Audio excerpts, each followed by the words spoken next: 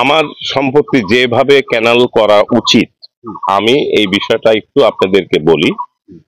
আমার যেহেতু আমি মুক্তিযোদ্ধার সময় ক্লাস 5 এর ছাত্র ছিলাম, অর্থাৎ আমার এই জায়গাগুলো সম্বন্ধে আমি খুব পরিচিত।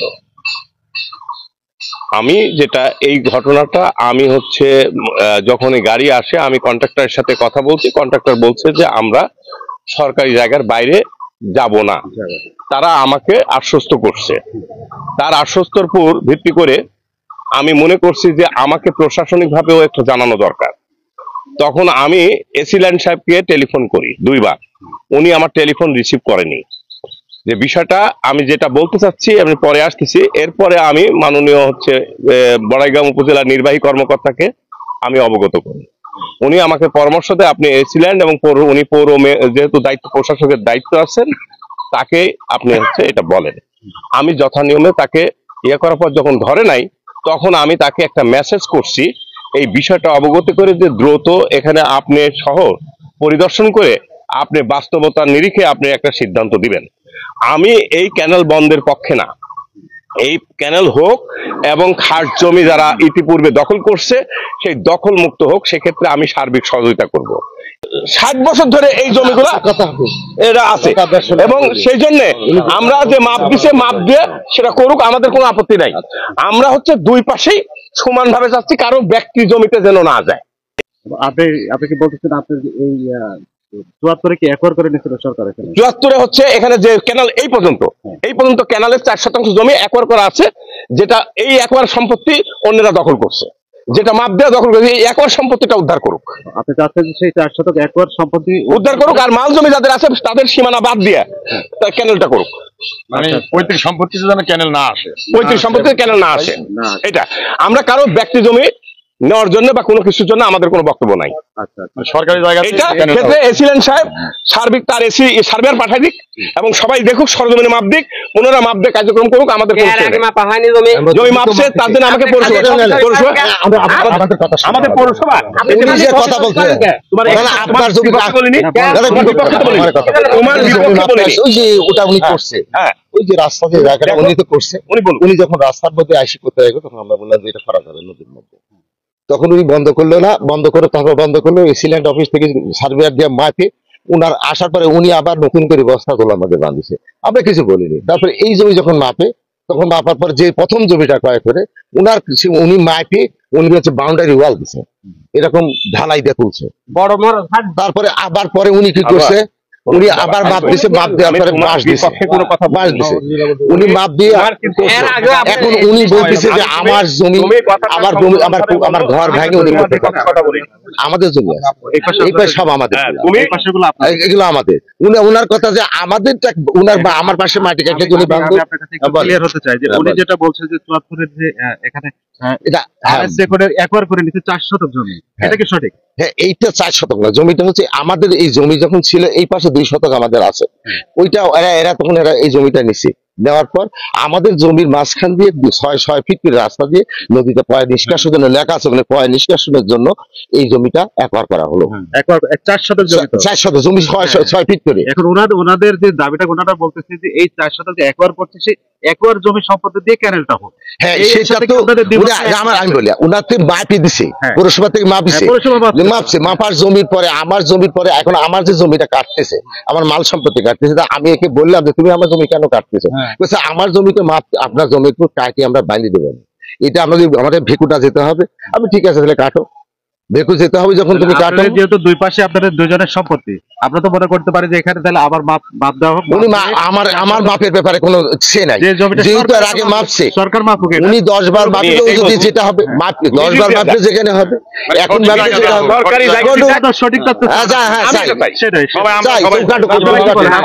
ভাই আপনারা কি বলেন? আমরা সমাজখানে যাই, যেটা জমি একর করা আছে মাঝখানে যায়, আবার মাপা হয় তাহলে ওইটা মানে সঠিক যেটা হয় সেটাই মানে প্রকৃত যেটা নিজেদের মানে সরকারি জায়গা ওটাতে ডেঞ্জার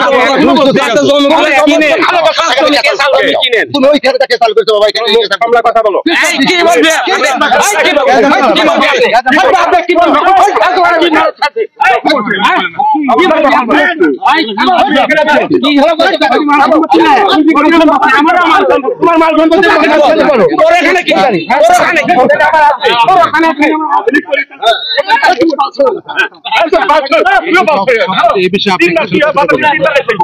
এই সম্পত্তি সম্পর্কে জানি না, তবে এই খালটা অত্যন্ত জনগুরুত্বপূর্ণ বিষয়। খালটা এলাকার মানুষের পানের দাবিতে খালটা হোক।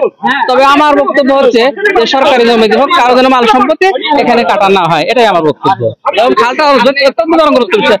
এটা হলে এই এলাকার মানুষের অনেক উন্নয়ন হবে এবং মানুষের যে পানের দাবি এটাই যে খালটা হোক। আমি যদি স্যার আপনার সঙ্গে কথা বলে দিই, এই যে বিষয়টা আপনি তো অবগত কিনা এই বিষয়ে? হ্যাঁ, অবগত আছেন। কতটুকু জানেন এই বিষয়ে? এই বিষয়ে আমি জানি যে ওই যে 4% জমির কথা বলছে, সেই 4% জমি ওটা আর কি আপনার ওই ল্যান্ড অ্যাকুইজিশন করে গভর্নমেন্ট করে ওটা গভর্নমেন্টের আওতায় নিয়ে আসে এবং এখানে জনগণের স্বার্থে এই কাজটা করা হয়। এখন যে ওনারা দুই পাশে যে জমির মালিক তারা চাচ্ছে যে এটা মাঝখান দিয়ে হোক, আপনারা কি? হ্যাঁ হ্যাঁ, মাঝখানে খালের প্রবাহটা ঠিকঠাক এবং এই খালের বন্ধন কাটা বন্ধন হয়, এটা আমরা চাই এবং জনস্বার্থে এটা করা উচিত। দেখানোর চেষ্টা করছিলাম যে এই যে খাল, এটি কিন্তু বনপাড়া পৌরসভার মহিষভাঙ্গা রোডের যে মহিলা কলেজ রোড, সেই ডিলারের বোর্ড, সেই ডিলারের বোর্ড থেকে যে ফেলতে আসছে। আপনি তো এটা কাটছেন? জি জি। আচ্ছা, এখন তো কাজ বন্ধ কেন? বন্ধ বলতে এই কাজটা উনি বলতেছে যে ওনার জমিটা ক্যানেলের মধ্যে নামিয়ে আসছে, তো আসলে ক্যানেলটা যেদিক দিয়ে আছে মূলত আমরা সেদিক দিয়ে যাইতে পারি। উনি বলতেছে ওনার জমি আমরা নতুন করে বাইন্ধে দিতে হবে, তো ওনার জমি তো আসলে আমরা নতুন করে বাইন্ধে দিলে মাটি দেওয়া থাকবে না, কাদা মাটি নামে চলে আসবে। ওনাকে বলছি যে আপনার সীমানা যতটুকু কাটতে দিলে আমরা আরো 5 হাত বা 5 ফিট পর দিয়ে কাটতেছি, দূরত্ব দিয়ে কাটতেছি। যেদিক দিয়ে ক্যানেল আছে আমরা ওই দিক দিয়েই যাচ্ছি, আপনার জমি সীমানার মধ্যে আমরা যাব না। তো উনি তো তাতে ওনার আপত্তি যে ওনার জমি আমার বাইন্ধে দিতে হবে, ক্যানেলের মধ্যে ভাঙিয়ে গেছে, ক্যানেল কাটতে হলে ওনার জমি বাইন্ধে দিয়া তারপর আমার ক্যানেল কাটতে হবে, এই জন্য মূলত উনি বাধা সৃষ্টি করছে। আচ্ছা, আঙ্কেল আপনার বাড়ির মুক্তিযোদ্ধা এবং আপনার বাড়ির পাশে কিন্তু ক্যানেলটা, হ্যাঁ, এই যে বিষয়টা আসছে যে 74-এ 4 শতক জমি, 4 শতক না 9 শতক, 9 শতক, হ্যাঁ, এটা জোলা করে এই জমিটা হচ্ছে শহীদ আহমেদের ছিল হলো চাঁদা মিয়ার জমি, চাঁদ মিয়ার জমি ছিল। পরে শহীদ এটা হচ্ছে 62 সালের পরে নেয়, কিন্তু তখন ইয়া হয় কি 74 রেকর্ড হয়েছে। 74 রেকর্ড হয় এই ক্যানেলের জন্য, পানি নিষ্কাশনের জন্য এই ব্রিজের তল দিয়ে একটা ক্যানেল করে বাড়া গেছে 9 শতাংশ জমি। সেই জমিটার খাস এইদিকে কিছু আছে আর ওই পাশে কিছু আছে, ওই পাশে খাস নাই, ওই পাশে মাল জমি, পশ্চিম পাশে মাল জমি। এখন আলালবিদ্যার যেটা ওটা মাল জমি, কিন্তু এখন আলালবিদ্যা একবারে নদীর পাড়িতে আছে, মানে দোলার পাড়িতে আছে। এখন দোলার এই পাশে যদি কাটে, এই পাশে যদি কাটে তো সমস্যার কথা না। এই পাশে যদি কাটে, এদিক সাইডে একটু পূর্বে সাইডে কাটলে তাহলে সমস্যার কথা না। নদীর সংস্কার তো ভালো, সংস্কার এদিকে যে সংস্কার করে আসছে, অরিজিনাল যে সুন্দর মাটিটা ছিল এটা নামাই দিয়ে যে এই মাটি তুলে দিচ্ছে, থাকতেছে না, এগুলো আবার ধসে যাচ্ছে, অলরেডি ফাটল শুরু হয়ে গেছে। এই সংস্কার আমার মনে হয় বন্ধ করে দিয়ে সুন্দর করে আবার পুনঃ সংস্কার করে ওইটা দেওয়া উচিত। আমি পৌরসভার মেয়র আছে, প্রশাসক আছে, তাদেরকে আমি আবেদন করি এরা এই বিষয়টা একটু দেখে। এরা শুধুমাত্র দায়সারা ভাবে কাজ করে চলে যেতে পারলে এরা বাঁচে। এই সংস্কারটা একটু ভালো করে ব্যবস্থা করা যায় কিনা এটা আপনি একটু দেখেন। রিপোর্ট আমরা কিন্তু সেই ক্যানেলের পাশে রয়েছে এবং এদের কথা বলছে, এবং পৌর কর্তৃপক্ষ কিন্তু আমরা এখানে এসেছি। আমি যদি তোমার সঙ্গে কথা বলি যে এখানে যে দুই পাশে যে জমি, এখানে 74-এ যে 4 শতক জমি একবার করা হয়েছে এবং দুই পাশের মালিকই বলছে যে মাঝখান দিয়ে যে জমিটা একবার করা হয়েছে, সেই জমি একবার কিন্তু মাঝখান দিয়ে সেটা ক্যানেলটা করা হোক। তো এই একটা বিষয়। আচ্ছা, ধন্যবাদ। আমি মূল যে ভিউ এটা ইতিপূর্বে বলছি, এখনো বলতেছি যে আমাদের এখানে কিন্তু আমাদের প্রজেক্টটা হচ্ছে চুক্তি মূল্য হচ্ছে 1,79,00,000 টাকা, 79 লক্ষ সামথিং টাকা। তো এইখানে কিন্তু আমাদের পুনর্বাসনের জন্য আমাদের কোনো বরাদ্দ ধরা নাই। তো যেহেতু পুনর্বাসনের জন্য ধরা নাই, আর এটা আমাদের কিন্তু বলা হয়েছে যে খাল সংস্কার। আপনারা জানেন যে আমাদের এখানে বেশ প্রায় বিএমডব্লিউএসএসসি প্রকল্পের আওতায় প্রায় 10 থেকে 12 কোটি টাকার আমরা ড্রেন করছি, এবং আপনারা এটাও জানেন যে গত বর্ষায় আমাদের এই যে ড্রেনের মানে স্টার্টিং যেটা মিধাপাড়া বা হচ্ছে আমাদের মিশন গির্জা, এই জায়গাগুলোতে প্রায় অনেক পানি জমে গেছে। এটা পানি জমার কারণটা কি, আমাদের ড্রেনের পানিগুলো ব্যাকফ্লো করে মানে স্টার্টিং এ চলে যাচ্ছে। মূল বিষয়টা হচ্ছে এটা এখন কেন যাচ্ছে, আমাদের ড্রেনের যে তলা সেটা হচ্ছে এক্সিস্টিং এখন যে মানে নদীর তলা আছে তার থেকে নিচে চলে গেছে। কিন্তু ড্রেন যখন ডিজাইন করা হয় তখন কিন্তু এই যে এই ময়লা আবর্জনা এটার উপরে কিন্তু ডিজাইন করা হয় না, মূল যে মানে তলা সেটা ধরে ড্রেন ডিজাইন করা হয়। এখন আমরা মানব সৃষ্ট যে সমস্যাগুলো তৈরি করতেছি, এই যে ময়লা ফেলে ইয়ে করে, যার ফলে কি হচ্ছে নদীর পানিগুলো ব্যাকফ্লো করে আমাদের যে এই আশপাশে আচ্ছা আমি পর্যায়ক্রমে সবই আসতেছে। যেহেতু আমাদের হচ্ছে পুনর্বাসনের কিছু ধরা নাই, এখন আমাদের নদী তো পুরোটাই, এবং বলতেছি যে আমরা সংস্কার, আমরা এখন যে দিক দিয়ে হচ্ছে আমরা ইয়ে পাচ্ছি, জায়গা পাচ্ছি, আমরা সেদিক দিয়ে কেটে যাচ্ছি যাতে আমাদের ইয়ে মানে পানি জলাবদ্ধতার যে সমস্যা এটা যাতে নিরসন হয়। কিন্তু পাশে যাদের জমি আছে মাল সম্পত্তি তারা তো বাধা দিচ্ছে। এখন আচ্ছা, মাল সম্পত্তিতে তো আমরা যাচ্ছি না।